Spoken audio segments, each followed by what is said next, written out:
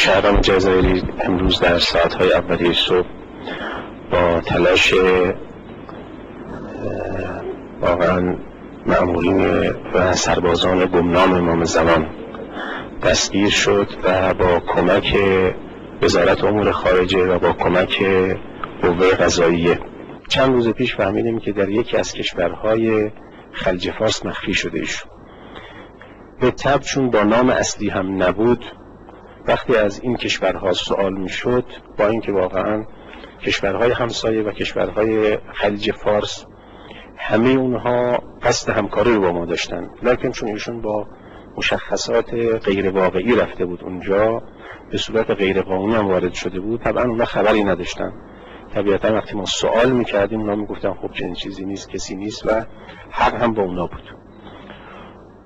ما به همون توانایی که عرض کردم دقیقا نقطه اختفای او را به دست آوردیم و در همین اواخر هفته گذشته یک تیمی را مشخصا اعزام کردیم، با مسئولین قضایی هماهنگ کردیم، با ریاست محترم قوه هماهنگ کردیم و با وزارت امور خارجه و رفتن اونجا ایشون را به پلیس نشان دادن، نقطه مشخص او را نشون دادن و اونها هم همکاری کردن. طبق ضوابط ایشون تحویل جمهوری اسلامی شد و امروز ساعت 6 بعد از ظهر ساعت 18 وارد فرودگاه مهرآباد تهران شد و طبعا از اونجا هم منتقل شد به زندان.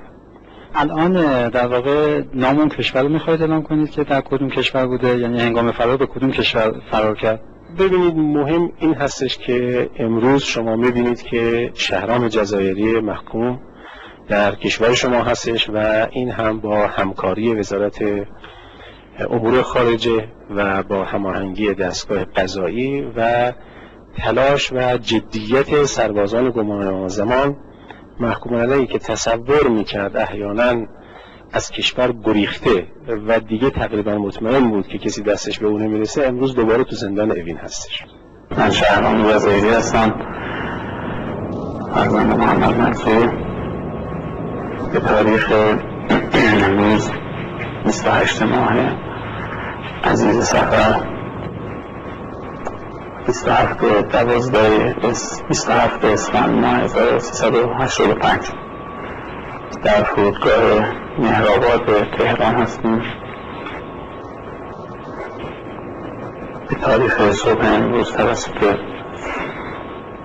مأمورین محترم وزارت اطلاعات دولت جمهوری اسلامی دستگیر شدم.